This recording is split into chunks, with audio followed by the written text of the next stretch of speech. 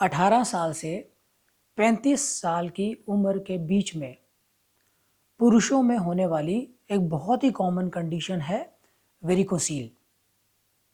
10 में से 2 लोगों को जो इस एज ग्रुप में हैं उनको वेरिकोसील की समस्या उनकी बिना जानकारी के होती है। मेरे पास जो निसंतान दंपति या इनफर्टाइल कपल्स आते हैं जिनको बच्चा नहीं हो रहा है, इनमें 30 to 40% आदमियों में वेरिकोसील की समस्या पाई जाती है। प्रॉब्लम यह है कि बहुत मेजॉरिटी ऑफ पेशेंट्स के अंदर वेरिकोसील कोई सिम्टम करता ही नहीं है। उनको वेरिकोसील है इस चीज़ का उनको पता ही नहीं होता। इसके चलते वेरिकोसील अंदर ही अंदर बढ़ता जाता है और टेस्टिस डैमेज कर देता है। जितनी अर्ली स्टेज में वेरिकोसील का पता लग के इलाज हो जाए उतना वेरिकोसील से रिकवरी की संभावना ज़्यादा होती है, और जितनी इलाज में देरी की जाए उतना ये डैमेज परमानेंट होता जाता है। तो क्या चीज़ है ये वेरिकोसील और इसके बारे में कैसे समय रहते पता करें, इस वीडियो में हम इसके बारे में चर्चा करेंगे।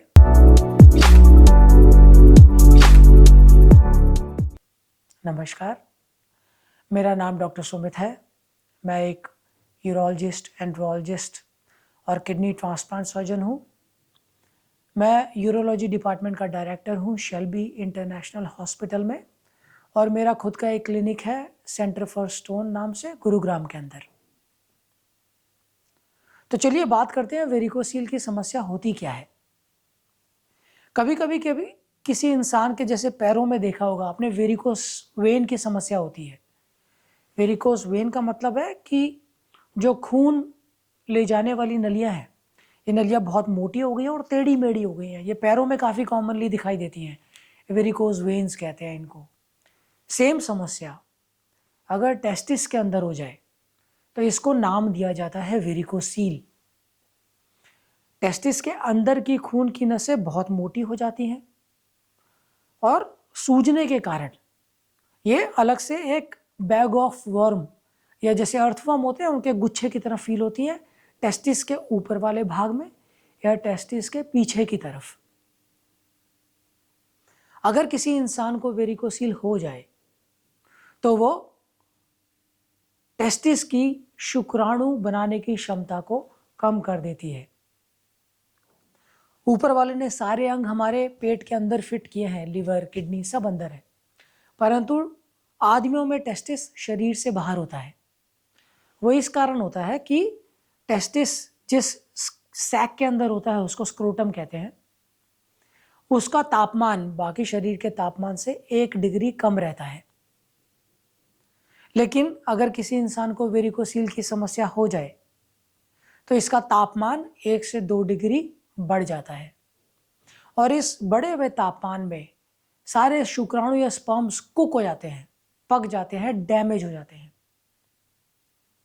तो ये वाली समस्या तब होती है जब ये जो रक्त की कोशिकाएं हैं इनके अंदर के वॉल्व्स खराब हो जाए, जो तब होते हैं अगर किसी इंसान को बहुत लंबे समय से खांसी की बीमारी है, कॉन्स्टिपेशन है, या पेशाब की कोई समस्या है जिसके कारण पेशाब के लिए जोर ज़्यादा लगाना पड़ता हो, या 90% लोगों में इसका कोई कारण भी नहीं मिलता, ये सिर्फ फैमिलीज में रन करता है, वॉल्व खराब होते हैं और वेरिकोसील हो जाती है। पता कैसे करेंगे कि वेरिकोसील की समस्या हो सकती है? तो इंसान को सेल्फ चेक, खुद को एग्जामिन करना है और इन 3 चीज़ों का ध्यान देना है। पहला, अगर एक टेस्टिस का साइज दूसरे टेस्टिस के साइज से छोटा है, डिफरेंस इन साइज है, तो वेरिकोसील की समस्या हो सकती है। सेकेंड, अगर टेस्टिस का लेवल एक का ऊपर एक का नीचे है, खासकर लेफ्ट साइड वाला टेस्टिस राइट साइड वाले टेस्टिस से ज़्यादा नीचे हैंग कर रहा है, तो वेरिकोसील हो सकता है, क्योंकि 90% केसेस में वेरिकोसील सिर्फ लेफ्ट साइड में ही होती है। 10% केसेस में ये दोनों तरफ भी हो सकती है। तीसरा, अगर आप महसूस करेंगे टेस्टिस को, तो टेस्टिस के ऊपर की तरफ या पीछे की तरफ एक बैग ऑफ वर्म अपीयरेंस या एक अर्थवर्म का गुच्छा सा अगर बना हुआ है तो वेरिकोसील हो सकता है। ये काफ़ी कॉमनली कोई सिम्टम नहीं करता, कोई तकलीफ नहीं देता, तो जल्दी पता लगाने के लिए एकमात्र तरीका जागरूक रहना है। कुछ लोगों में ये टेस्टिस में पेन भी कर सकता है। वेरिकोसील की समस्या का इलाज कई पद्धतियों से होता है। अगर बहुत ही माइल्ड या सब क्लिनिकल वेरिकोसील है तो सिर्फ एक स्क्रोटल सपोर्ट पहन के टेस्टिस को ऊपर रखिए और खड़े होकर बहुत ज़्यादा वेट्स नहीं उठाने हैं, सिर्फ ये प्रिकॉशन का ध्यान दीजिए। लेकिन अगर वेरिकोसील की समस्या ज़्यादा ग्रेड की है, ग्रेड 2, ग्रेड 3 या ग्रेड 4 वेरिकोसील है, तो in that case best treatment microscopic varicocele surgery होती है। ये एक बहुत छोटा सा ऑपरेशन है जिसमें कोई टांका, कोई स्टिच आता ही नहीं। 1-2 सेंटीमीटर का कट लगता है, उसी कट से हम ये जो डायलेटेड वेन्स या खून की ज़्यादा स्प्रेड हुई नसें हैं, इनको हम क्लिप कर देते हैं। मरीज सेम डे घर जा सकता है। 15 दिन के लिए ऑपरेशन के बाद सिर्फ ध्यान रखना होता है कि हैवी वेट ना उठाएं, अदरवाइज जिंदगी बिल्कुल वैसे ही चलती रहती है। इसके इलाज की और भी पद्धतियां हैं। अगर कोई ऑपरेशन से बहुत डरता है तो एम्बुलाइजेशन एक विकल्प होता है, जिसमें खून की नसों के अंदर हम एक ग्लू मटेरियल डाल देते हैं। परंतु बेस्ट ट्रीटमेंट इसका माइक्रोस्कोपिक सर्जरी से ही होता है। लोगों में धारणा है कि भाई मेरी तो सेक्स करने की क्षमता बिल्कुल नॉर्मल है, तो मुझे वेरिकोसील नहीं हो सकता। ऐसा गलत है। वेरिकोसील सेक्स करने की क्षमता को कम नहीं करता, ये टेस्टोस्टेरोन को कम नहीं करता, ये सिर्फ उन सेल्स को डैमेज करता है जो शुक्राणु बनाते हैं। तो अगर किसी को वेरिकोसील है तो उसको इनफर्टिलिटी की समस्या हो सकती है, परंतु सेक्स करने की क्षमता वेरिकोसील के कारण कम नहीं होती। ऑपरेशन करने के बाद अगर बहुत ज़्यादा डैमेज नहीं हुआ है तो स्पर्म पैरामीटर्स लगभग 60 से 70% लोगों में बेहतर हो जाते हैं।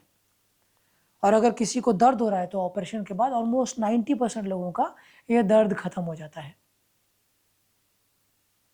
तो अगर आपके किसी दोस्त की शादी होने वाली है तो उनके लिए एक स्क्रीन खुद को कर लेना ज़रूरी है। ये वाला वीडियो उनके साथ शेयर कीजिए।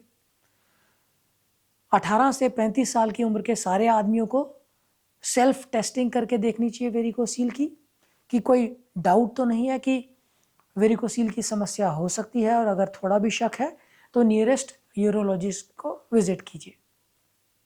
वीडियो को लाइक कीजिए, चैनल को सब्सक्राइब कीजिए। हम लोग इम्पोर्टेंट टॉपिक्स के ऊपर रेगुलर वीडियोस डालते रहेंगे। धन्यवाद।